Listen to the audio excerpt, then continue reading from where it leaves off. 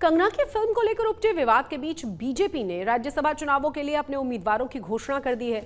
लुधियाना के पूर्व सांसद और केंद्रीय राज्य मंत्री रवनीत सिंह बिट्टू को बीजेपी ने राजस्थान के राज्यसभा भेजने का फैसला किया है। बीजेपी हाईकमान की बैठक में बिट्टू के नाम पर मोहर लगा दी गई। इस ऐलान के बाद अब रवनीत बिट्टू कल ही अपना नामांकन भर देंगे, क्योंकि कल नामांकन दाखिल करने का आखिरी दिन है। इससे पहले बिट्टू को हरियाणा से राज्यसभा भेजने की अटकलें चलाई जा रही थी, लेकिन बीजेपी ने वो कांग्रेस से छोड़कर आई हैं। किरण चौधरी राज्यसभा उम्मीदवारों ने बनाया। लुधियाना से 2 बार सांसद रह चुके रवनीत बिट्टू लोकसभा चुनाव से पहले कांग्रेस को छोड़कर आए थे बीजेपी में, और वो पंजाब के पूर्व सीएम बेअंत सिंह के पोते और पूर्व मंत्री तेज प्रकाश सिंह के बेटे हैं।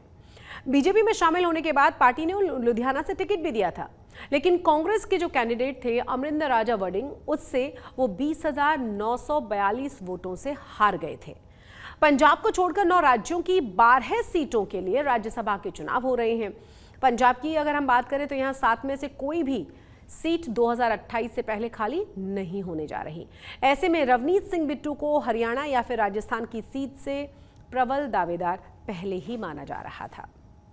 ये पार्टी ने बहुत बड़ा फैसला किया है। पंजाब और हरियाणा दोनों बॉर्डर स्टेट है, और बॉर्डर स्टेट हमेशा दुश्मन को रोक के रखते हैं, और हिंदुस्तान भारत की हमेशा अपनी जान कुर्बानियां देके कोई भी आंच है ये दोनों सूबे आने नहीं देते। एमपी बनने का, राज्यसभा में जाने का, मैं जो हमारी पगड़ी है राजस्थान की पगड़ी, उसे हमेशा, और उसका रंग है जो और गूढ़ा होगा, और इज्जत और शान से राजस्थान की सेवा करेगा।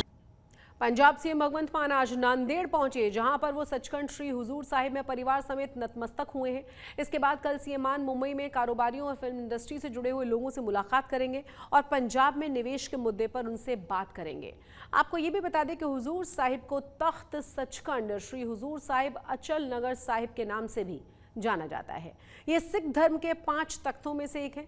यहाँ पर स्थित गुरुद्वारा साहिब का निर्माण महाराजा रणजीत सिंह ने करवाया था, और श्री गुरु गोबिंद सिंह ने अपने जीवन के आखिरी दिन इसी स्थान पर बिताए थे।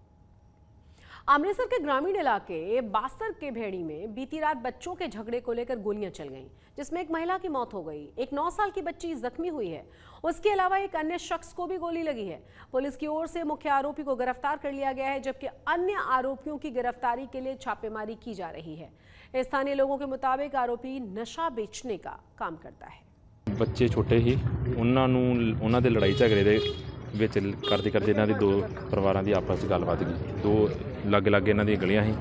ਜਿਹੜੀ ਦੂਜੀ ਧਿਰ ਆ ਸ਼ੇਰੇ ਹੋਣੀ, ਉਹਨਾਂ ਨੇ ਆਣ ਕੇ ਇਹਨਾਂ ਦੇ ਘਰੇ ਲਾਗੇ ਆਣ ਕੇ ਗੋਲੀਆਂ ਚਲਾਈਆਂ ਨੇ, ਤੇ ਜੋ 3 ਜਾਣਿਆਂ ਦੇ ਗੋਲੀਆਂ ਲੱਗੀਆਂ ਨੇ। ਇੱਕ ਦੀ ਮੌਤ ਹੋ ਚੁੱਕੀ ਆ। ਆਪਾਂ ਮੇਨ ਦੋਸ਼ੀ ਉਹਨੂੰ ਗ੍ਰਿਫਤਾਰ ਵੀ ਕਰ ਲਿਆ ਵਾ, ਨਾਲ ਇੱਕ ਨਜਾਇਜ਼ ਜਿਹੜਾ ਪਿਸਟਲ ਉਹ ਵੀ ਰਿਕਵਰ ਕੀਤਾ ਵਾ। ਬਾਕੀਆਂ ਨੂੰ ਫੜਨ ਦੀ ਛਾਪਾਮਾਰੀ ਕੀਤੀ ਜਾ ਰਹੀ ਹੈ। महिला डॉक्टर के साथ रेप और बलात्कार की घटना के खिलाफ कोलकाता से पंजाब तक आक्रोश ही आक्रोश है। गम, गुस्सा, पीड़ा के बीच इस मामले में सुप्रीम कोर्ट ने स्वतः संज्ञान लिया है और इस मामले पर सुनवाई की गई है।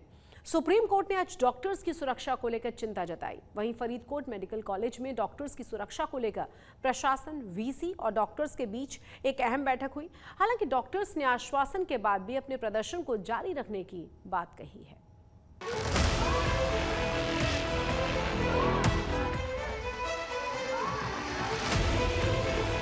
कोलकाता में डॉक्टर के साथ रेप और हत्या करने के बाद उठा आक्रोश।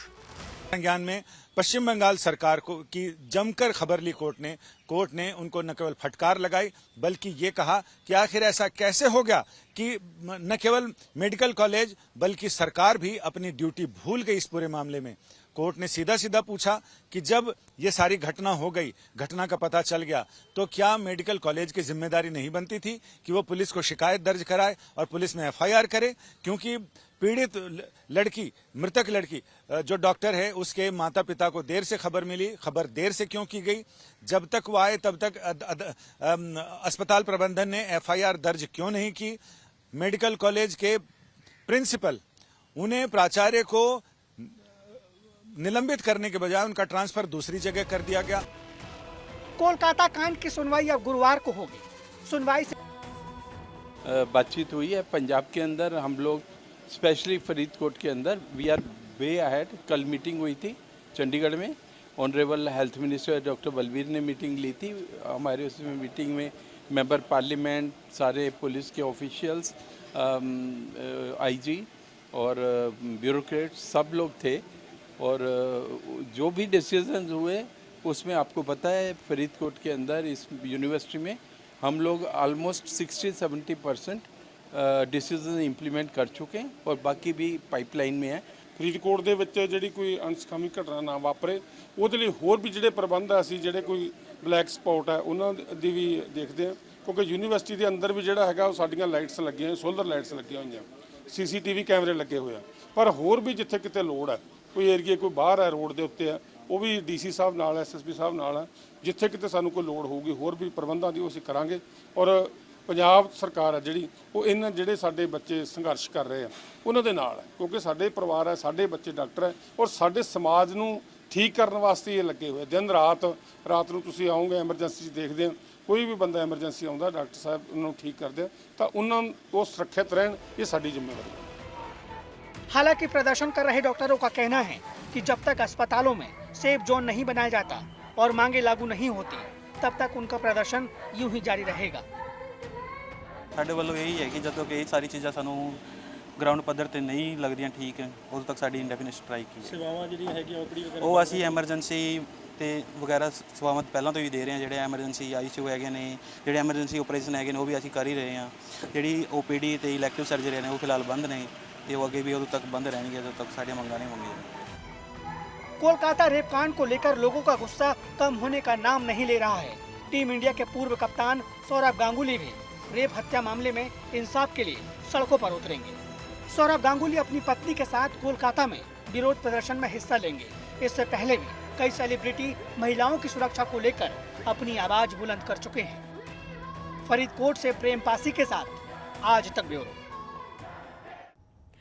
पिछले दिनों पेरिस ओलंपिक का आयोजन हुआ और अब बारी वहां पैरालंपिक गेम्स की है। इसे लेकर खिलाड़ियों ने कमर कसी हुई है। भारत की ओर से वहां 84 खिलाड़ी हिस्सा लेंगे। इन सभी खिलाड़ियों से पीएम नरेंद्र मोदी ने ऑनलाइन बातचीत की है और ये गेम्स इसी महीने 28 अगस्त से शुरू होने जा रहे हैं।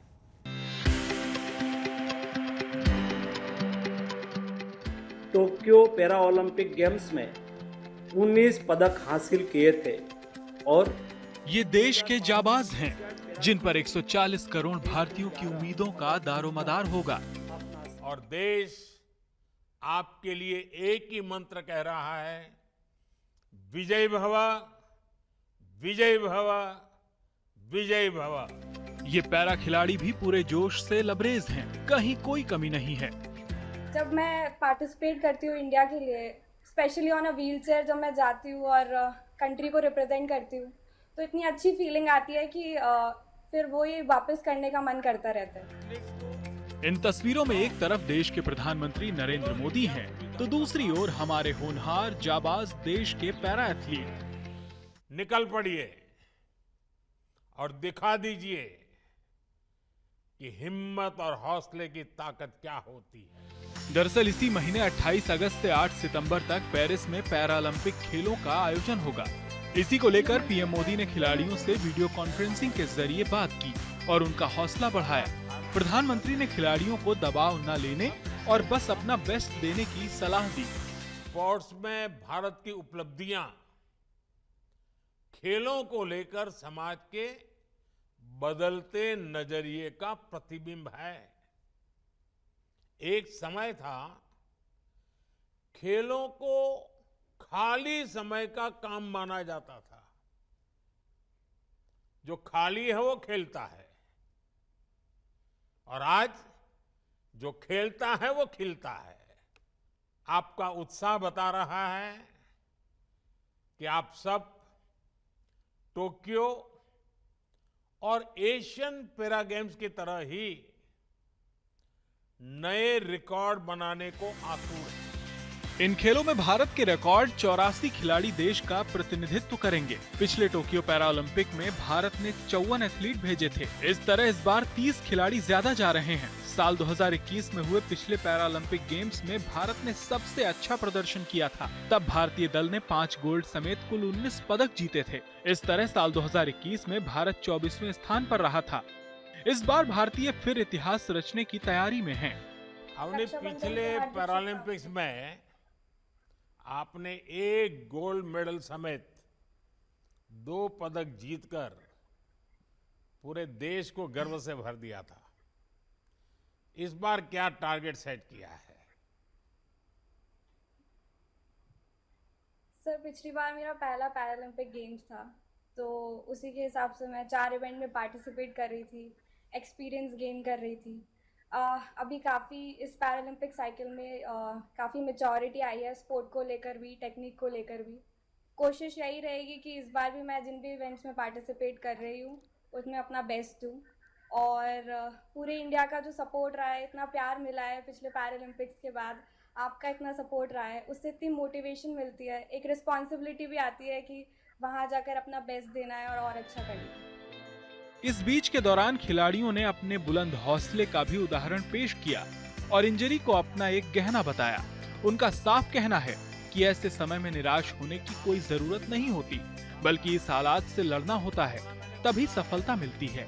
पैरा टाइक्वांडो खिलाड़ी अरुणा तंवर ने भी अपनी कहानी शेयर की।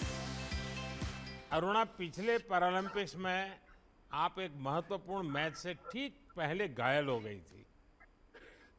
इस चोट के बाद आपने कैसे खुद को प्रेरित रखा और कैसे इससे बाहर निकल पाई? सर, जब आप एक मेन टूर्नामेंट को रिप्रेजेंट करते हैं, जब आप इंडिया को रिप्रेजेंट करते हैं, वो भी एक इकलौते गेम में, मैंने पूरे ताइक्वांडो कम्युनिटी को ओलंपिक्स में रिप्रेजेंट किया, बट कहीं ना कहीं इंजरी की वजह से पीछे हो गई। बट सर, एक इंजरी आपके गेम को नहीं रोक सकती, क्योंकि मेरा एम बहुत बड़ा है। जब तक इंजरियां नहीं आएंगी, आपको स्पोर्ट्स में मजा भी नहीं आएगा। इंजरियां तो सर स्पोर्ट्स में गहना है एक एथलीट्स का, तो कमबैक करना इतना मुश्किल नहीं था सर।